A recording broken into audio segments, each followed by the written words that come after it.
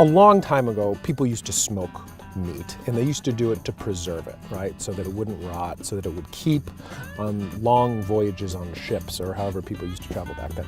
And so what they would do is they'd cure it usually, with some sort of salt or brine, and then they'd smoke it, because smoke is an antioxidant, it's an antimicrobial. And this place we're going to right now, Calumet Fisheries on 95th Street, it has some of the best smoked fish you'll ever have in your life. Fun fact, it is on the 95th Street Bridge, which you may remember from the cult classic comedy film, The Blues Brothers. And Dan Aykroyd's like, this is the new Bluesmobile, and then they jump over the bridge. Remember that part? Car's got a lot of pickup.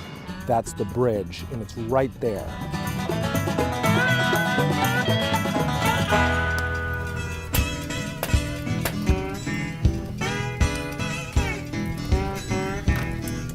This is the smokehouse, is that right? Yeah, this is it. I heard there's only like one or two in the city that you guys are allowed to burn wood and smoke fish. Is that right? We've been actually grandfathered in since we've been doing this for so long.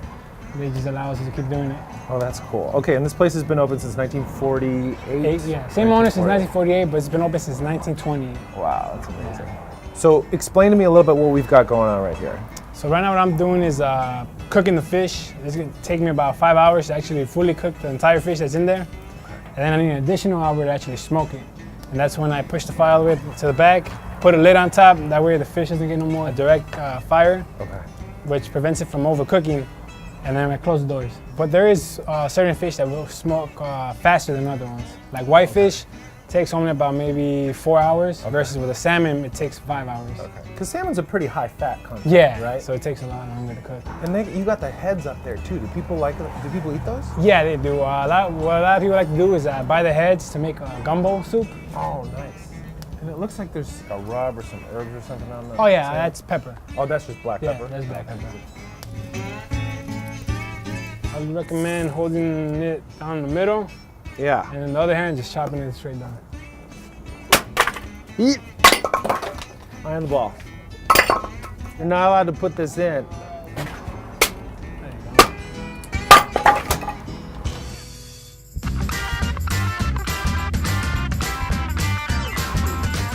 you go. Latif, so what were you saying? Come in and get 10 pounds of fish at a time? Yes, I do. The one that I like most is the sprout. The pepper garlic one or the regular one?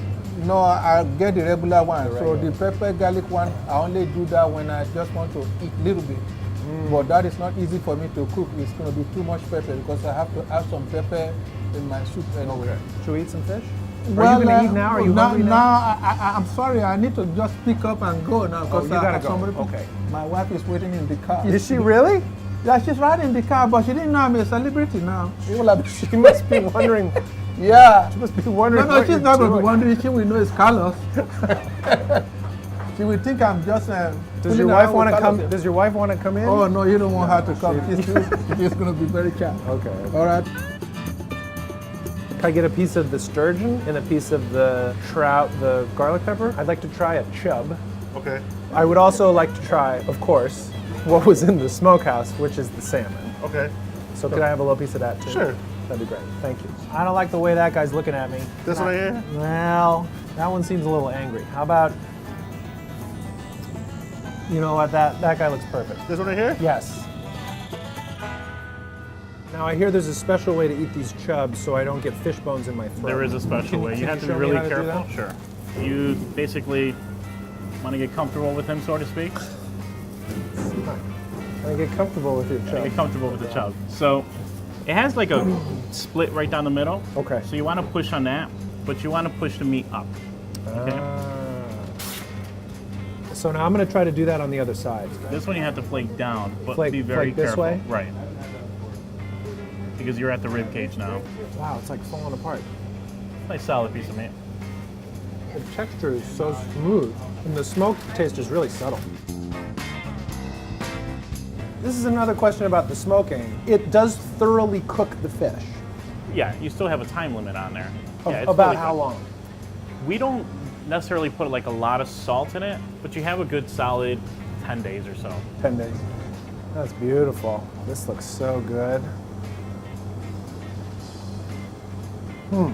The fishiness, the fishy taste that you might expect is like completely removed. The smokiness really infuses the meat. It's extremely flaky, extremely tender, but it kind of feels like you're eating thick, delicious steak, if that makes any sense. It's so good.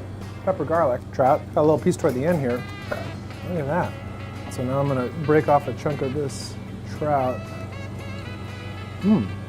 So in the trout, it tastes like the brine is stronger. The flesh is saltier. It feels like the brine has more infused the flesh. So it's a saltier fish.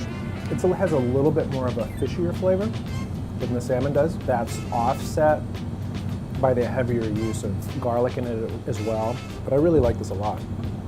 The smoked sturgeon. This is the Rolls Royce of smoked fish. Now, interestingly, what Carlos said was that there's no bone in this, that this is cartilage.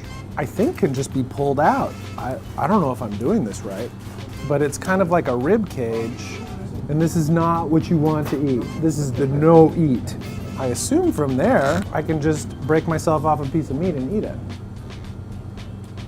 Well, this is just like buttery.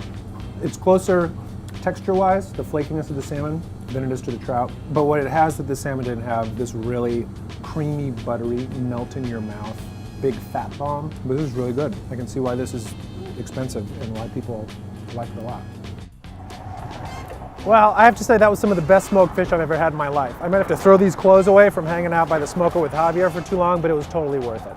I really hope you enjoyed this episode of Dining on a Dime, and if you'd like to watch more, please click here to subscribe.